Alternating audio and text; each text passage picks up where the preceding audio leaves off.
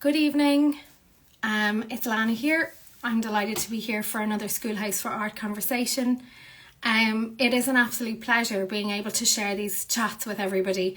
I get a part of my job is to speak with artists every day, so it's absolutely wonderful to be able to have a space where I can share them with you.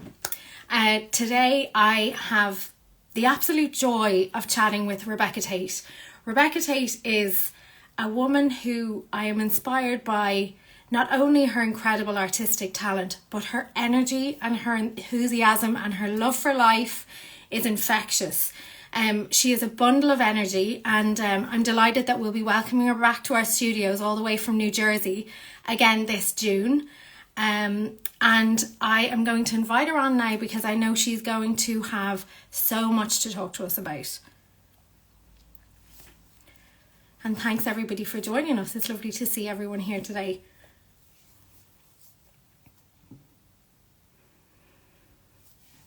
Let's see. Let's go live with Let's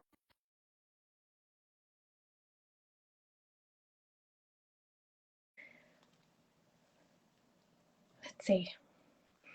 Technology is always great when it works. Okay. Rebecca, hopefully you got my little invite. Here we go. Oh, hello, lovely. Hello. I had a little moment of panic just there. I couldn't get on. No, it's okay. We don't need to panic. Everything is fine. It's good. Technology is on our side. Wonderful to see you today. I'm so delighted to see you. Thank you so much for joining us. It's lovely to chat to you again. Our history together, I think, spans my career in the Schoolhouse for Art, because you were due to join the Schoolhouse in 2020 when the world closed down for a certain reason that we don't talk about anymore. But it was all gone. Didn't happen. It felt like a journey we got to together when you arrived last year with your some of the students that you brought from your own studio over to us in Enniskerry for the week in June last year, and it was such a success. You're back again, so I'm looking forward to it. Yeah, so are we. I guess it's worth mentioning you have been doing art your entire life. Yes. Since I was 7. Since you were 7. I was groomed. My father was a professional artist, and when I was around 7 years old, I think he saw something in me, and I certainly had the interest, and that's really what it takes at that age, the interest. I'm not one to buy into that you're born with talent. Okay. And I just said, I really want to do this. And he took that very seriously and started training me. And I did not study with children. I went to his peers, and it scared me to death at 7, I think all of my 50 pounds. And I started studying classical art, drawing, painting. And it was sort of, although it was chosen for me, I am so grateful that I got that jump start, because by the time I was 20, I already started my own teaching studio and was selling my own work, and it gave me a longer span to do this beautiful work. And your dad, though, must have usually parents who are in the arts don't necessarily suggest that it's a good path or career path for their children. So he must have been, very optimistic with your future and really obviously saw something in you. But for him to kind of steer you into such a specific path was a big risk on his part. But he obviously truly saw a benefit in even what he did. Did he enjoy his time as an artist? And he did. What he did. It's kind of funny. He was a working artist when I was a child, and then when my younger sister was born, he became an architect, and that is how he then supported our family. I don't think he was able to earn the income that, and it is tough for all of us artists. That I consider myself so blessed that not only did he help me develop the work ethic that let my skill reach a level of professionalism, but that he taught me how to be a businesswoman and how to keep myself healthy, my finances healthy, how to work with people, and how to be successful in the business of art, because it is a business. And um, I started teaching at 20 as a sidekick to support my painting. And, you know, I would paint during the day and teach in the evenings. And for about 5 years, I would say that was the norm. And then I developed a passion and a love for teaching that is right up there. It's like saying, which of my sons do I love more? I love them both. I enjoy teaching so much. I'm too social of a person to be in my studio all day alone, and then, you know, that's it. So I feel so blessed that I'm in my studio working during the day, doing my own art, therefore honing my own craft. So it's not a fraudulent teaching, but a life learned, you know, art that I am teaching and practice every day. And then I go into my teaching studio, a different space altogether. We're down here now into the teaching studio. And I get to work with other very serious, passionate artists. And not only do they challenge me, but I have to figure out how to inspire these artists that are already very good. And I have to stay one step ahead of them, which it keeps me on my toes and keeps me studying and working and learning. And it's just a beautiful day spent. I can't think of a better way to live my life. I feel very blessed. Well, I know you take your role as a tutor very seriously from all the conversations we've had. And I know tutors that you've had have played a very important role in your career, that you constantly take, you know, that influence from different artists. So what would you say the importance of a tutor is, you know, to artists and how they develop, and your role as a tutor? That's a really good question, because as I said, one, I don't buy into that we're born with talent. I don't believe that passes as a gene. I think what it takes as an artist is first and foremost passion, work ethic, and patience.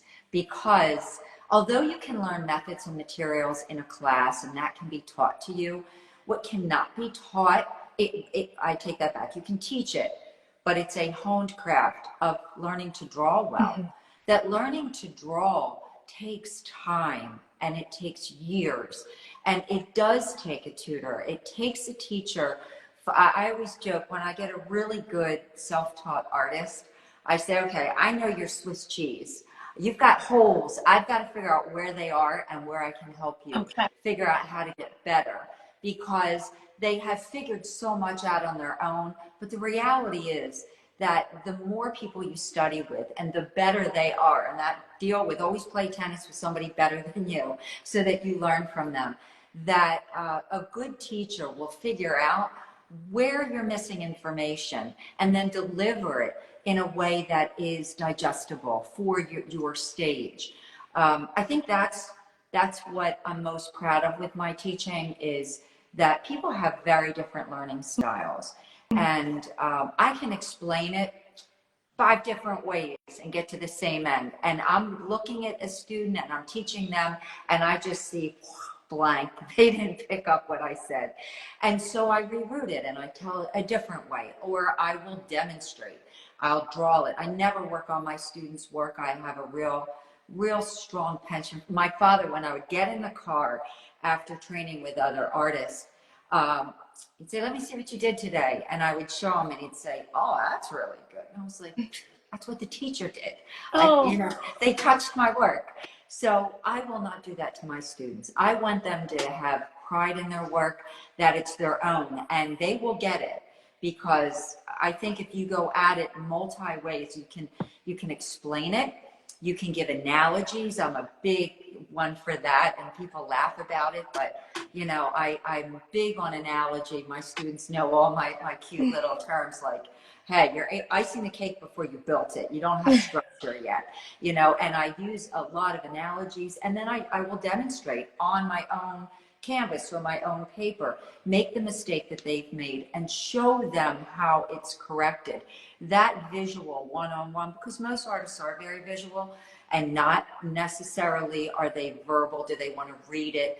But I will then show them and they go, oh, I get it. And I know when I see that spark in their eye, I reach them, and I won't give up till I do, because if they're frustrated, it's my fault, not theirs. I'm the paid teacher. I truly believe that you will have that determination with them, that you take it so personally and passionately to bring everyone on a journey and help them get something of of value that will take them the next step in their artistic career. I know you're incredibly generous as a tutor that way. You don't hold back any secrets. You can be No, very I'm honest. guilty of over teaching sometimes. Isn't They'll the go, I get it, I get get it. yeah You can yeah stop. yeah like I get it's really bent it in now. I promise I won't forget it ever again. Um, isn't the drawing, you mentioned how important it is. It's almost an undervalued fundamental skill that can sometimes get lost because the beauty of color can distract us, but really when a drawing is perfect and you can really appreciate the drawing behind the painting. I know you've just completed a series of drawings. You've gone back to your passion of drawing in most recent times. Am I right? Yes, so I really believe that, I'll put it this way. If you go to a concert and you see a pianist who's 30 years old and they are sitting there playing the piano, you know they probably didn't ride their bike at age 12. They were at that piano. And we seem to understand it in things that we don't necessarily do, the learning curve. But everybody has drawn. So we assume, oh, I can draw. I can learn to draw in a day. I can learn to draw in a week, a workshop. I always teach patience with that the craft of drawing takes a long time. But there are so many tools that can be given by a good teacher on how to understand how to turn that form, that we have a terminator, and that is where light divides. It's where the object turns away from the path of the light and goes into shadow. The lovely interview that you did with Charles last week, when he talked about chiaroscuro, something coming out of the light, that there's form and there's mass and there's volume. And unfortunately, so many people draw an outline and we don't have an Yep. outline. So we're focusing on something that is non-existent. There's no outline around me right now. I am mass and volume and I'm interrupting the flow of light.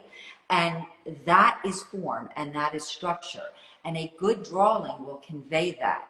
So the focus cannot be on the outline of the form, but it must indeed be on the mass and volume and the structure, how it interrupts the flow of light.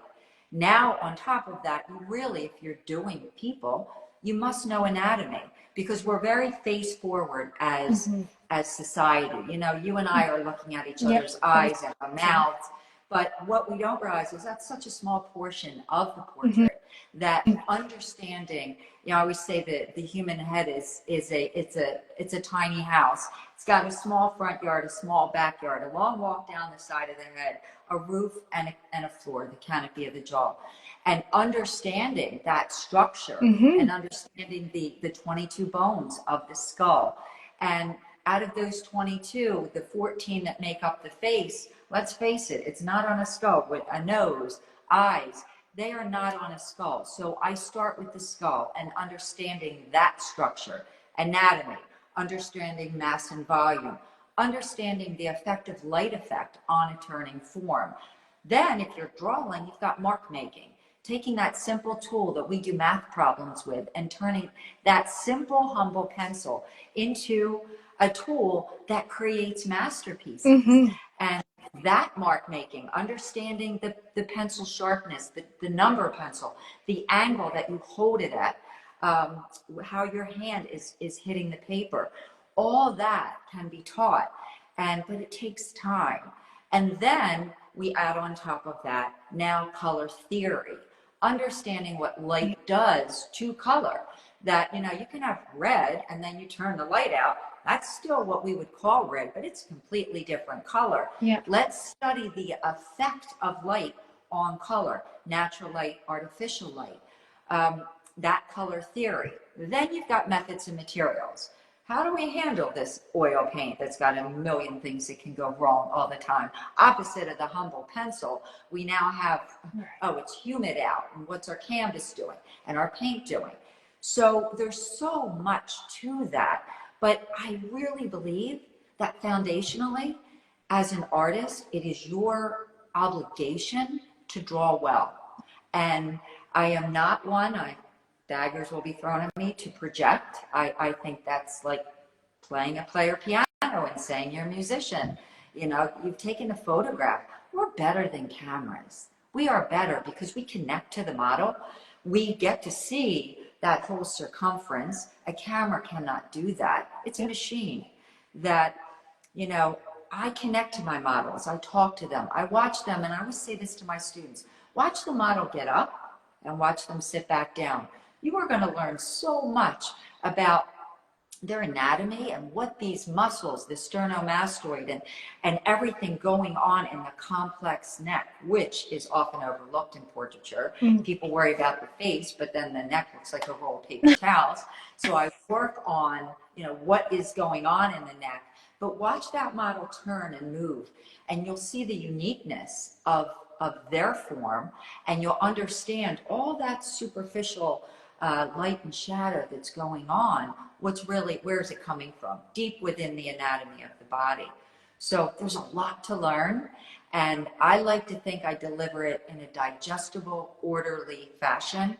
And although the week workshop does not make an artist, it gives them everything that they need to learn where their Swiss cheese holes are, where they want to work, and what to focus on in their study and in their learning. And I'm a big believer in taking lots and lots of notes. I lecture before each class in the morning.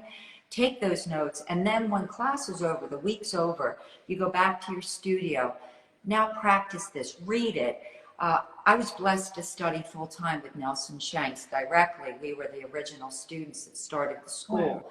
My late husband built all the model stands there. We were there day one, and it was so amazing to, you know, study under Nelson. And then we went off and taught with him, and I still teach now at Studio in Caminati, the studio that he founded, the Atelier.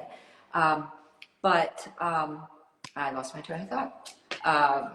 In terms of the color and just even creating that, the observation of what you're trying to come out with. Yeah, he did not even, I did lose my train of thought. All these names are flashing up that I'm seeing. I know, and a lot of them are saying how amazing you are. I keep seeing little notes about how great a teacher you are, and you don't need to tell me that. I've seen it firsthand. She is amazing. I just saw a boy's name show up. He's now a grown man, who I taught in Brazil in 2002.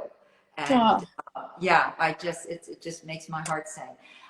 Anyway, and you were talking about it, even in terms like going away and reading the notes. That's what it was. Thank you so much. I'm back on track. Great. I don't normally do that, but I'm visual. So with Nelson, I studied for 4 years with him, and I would sit in the car before I even drove home and write all of what I had learned that day, what I had failed at that day. We learned so much from our failures. What I wanted to work on, what he had said, little things that like turned a light bulb on. I did 3 journals in the course of 4 years, thick journals, all 20 minutes a day, sitting in a busy parking lot in Philadelphia. And I went home the next 4 years and practiced those and read those and took that much further. And I attribute those 4 years in the studio alone, without the pressure of competition or the pressure of keeping up or the pressure of a teacher looking over my shoulder, and to really honing my craft the best, those 4 quiet, private years alone. And I would never undo that I don't think you learn it all instantly. It's a journey. but it's a Practice. wonderful one.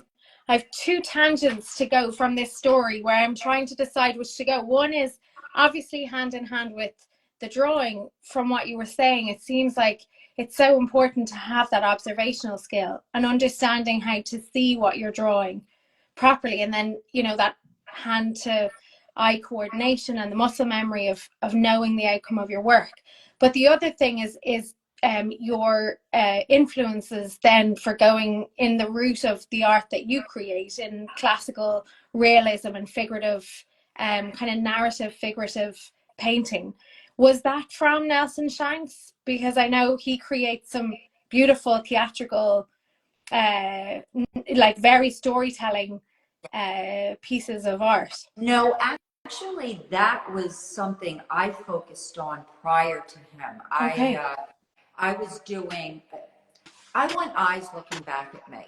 And although I appreciate and love landscape paintings and still life and floral paintings, I can enjoy them. I always say to my students when we go on museum trips, I want that one painting that stopped you in your tracks and you went back to and went back to, and that's the one. We all have those as artists. And to me, it was always figurative work, but not stiff portraiture work. As artists, we all do them. It's wonderful to have a portrait commission, but my passion lies in storytelling and I want to put a painting out there that you could put in a room full of people and they could have an hour-long conversation about, could it be that? What if it's this? Is it telling us this? Where there's so much narration to it and so much potential story that based on your perspective of your own life, how you'll take the read on it. But what I can control is how they view the painting in order.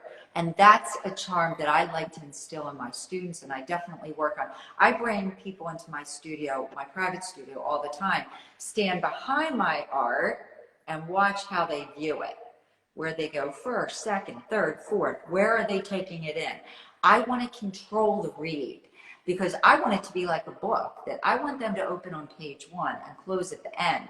So I want to travel them through my painting in order so that they get the story I'm trying to convey. And my paintings, almost always involve costumes, they involve animals, but I also know how the human nature is, and we're going to connect to eyes. So I'm going to have you look to the eyes first. And if there's a child looking at you and an adult, you're going to the child. They steal the show in all the arts. And same with animals. So if I have animals in, they won't be looking at the viewer unless that's the purpose of the painting. It's always going to be the person looking at you, and then everybody else is situated and reacting according.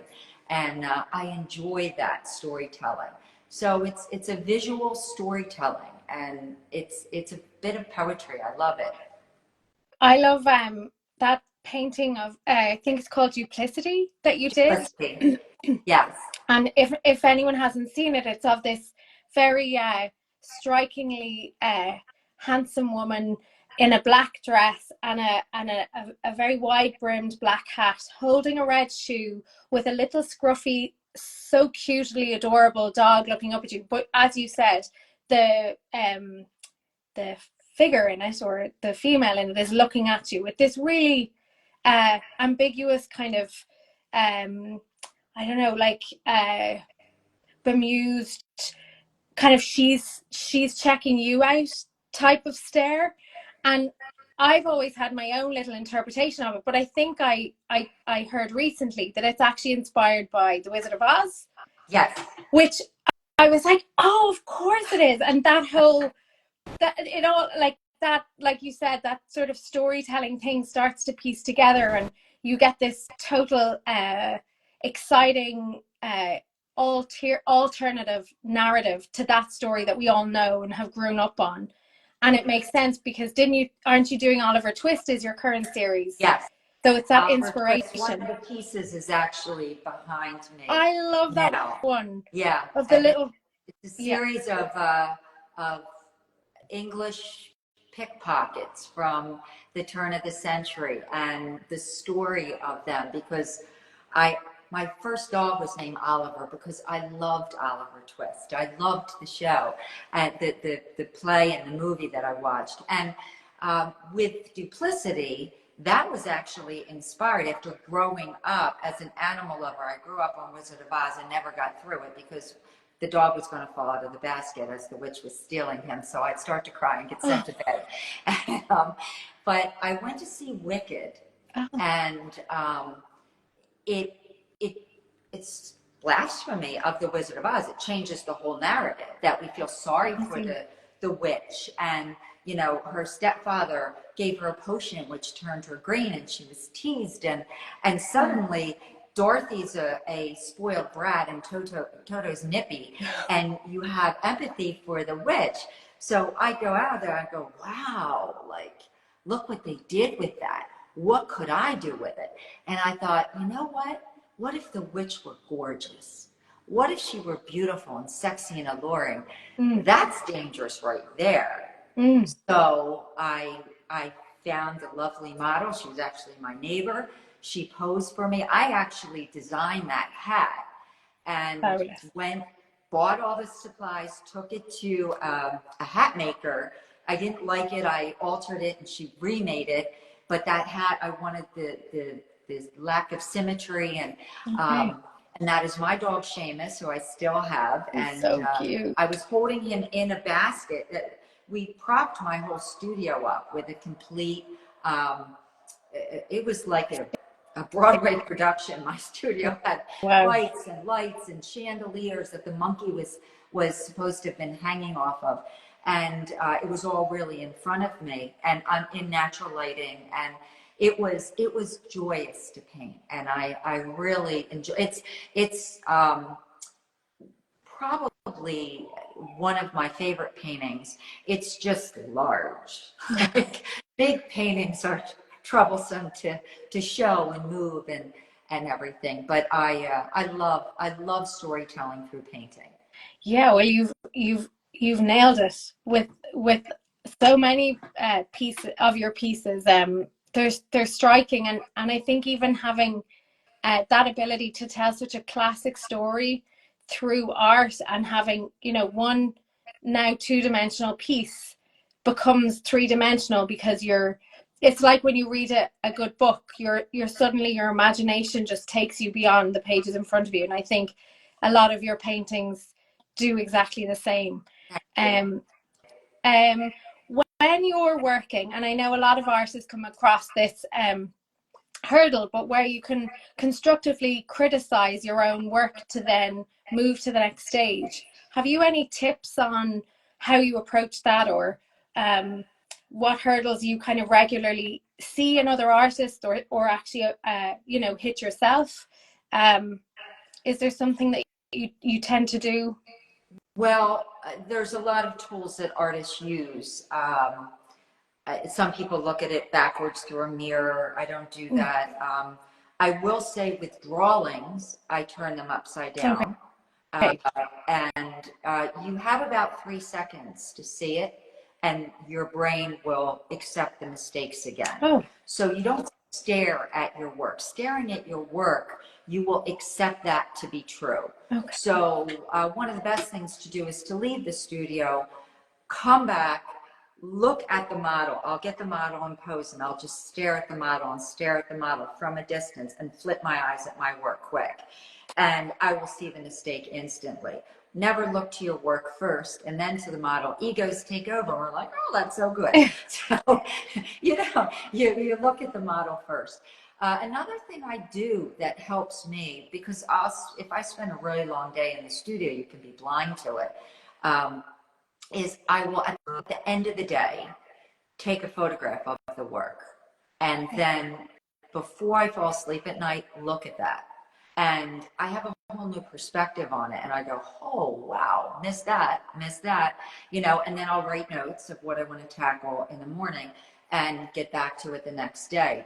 Nelson used to say, you should have wrinkles and you should wear out the rug. He had us back up constantly, backing up Oh, no fooling, every 2 minutes, about 8 feet. Okay. And it's a hit of paint, maybe two, back, back, back. You see the work. I say to my students, I have some really outstanding students, and I say, it's not that I'm this whiz. It's that I just walked from across the studio up to your work, and I got to see it from a distance. I Yeah. just picked up your mistakes. Sometimes I won't say a word. I'll get them by the shoulders, back them way up, and go, what do you see? And they're like, I'm like, yeah, back up more. So backing up is really good. Photoing your work, and again, understanding that the photo could be distorted in some way. And squinting, squint a lot for value. Squinting, that lights will get lighter, darks will get darker. Mm-hmm. It will help to discern value, to clear up that terminator, making sure you have it exactly correct. The terminator, as I said, is where an object goes from light to shadow, and it's very specific to the structure that's facing you. It's the outline that's facing you. You would never, do a drawing and accept a casual form. But why are we casual with that terminator? That terminator is hyper specific to the form that's breaking the light. So look at that terminator and get it exact. So there's things that you can do to check your work like that. Nelson used to joke about crossing your eyes to see color. Haven't gone that far yet. I've never been able to do that or cartwheel. They're the two. Isn't it funny though that the brain, the brain will trick you into, like you said, if you stare at something too long, your brain will believe it. But also, what we anticipate is not exactly what we end up really seeing. So again, it's back to that observation and understanding of what the subject is in front of you, for you to properly be able to translate it then onto your surface. Yes. And again, what you just said is so true. I will have, 8 or 9 amazing artists in a studio with a lovely model, and every painting looks different, yet every painting looks like that model. And and I don't mean just position changes. I mean, there is something magic about that artist and that model and their connection.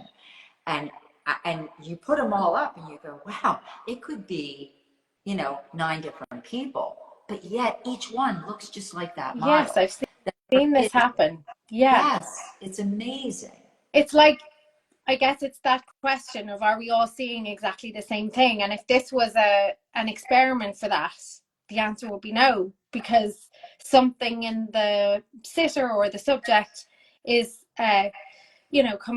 coming out more true for one artist than the one beside them. They're seeing maybe more green, or they're seeing a different form, or Yeah. Yes, and how personally we resonate with the model. That comes through in a painting. And that is why painting, portraits from photographs and things like that, so much is missed, because there is not that personal connection. Yeah. This painting behind me, I put there because it's a 12-hour painting, and it was just done as a study. And I like to show students this because it's realistic in a workshop fashion. Like, how much can you expect? Some of my portraits have 2,000 hours in them. You're not doing that in a 1-week workshop. Let's be realistic with expectations. So, but with this model, she was writing poetry in her head. And as I'm painting her, she'd get these little smiles and expression changes. And then when the break came, she'd write her poetry. And she was such a joy to paint that I won't part with this. It's been offered people to buy it so many times, but I have such a wonderful feeling with this painting. I use this when I teach color theory. And but it's that connection that we have as humans to another human. Well, even from the short time that I've taken up from you, the amount of information that you impart, I know the students that will join us and participate in your workshop in June will just come away with a wealth of information. How do you manage fitting in coming overseas with everything else that you do, and what's your passion for coming over? Well, you all are so lovely over there. I have been blessed to do a lot of traveling in my life. and been to, I think I figured it when I was over there last year, 15 countries. I've never said I would move. I would live in Enniskerry and be around all of you in a New York minute if my family and world would come with me here. It is such a lovely area with such amazing people, and you and Neil and the rest of the staff not only run an extremely professional, high quality, legitimate teaching atelier and studio, but you do it in such a warm and fuzzy way.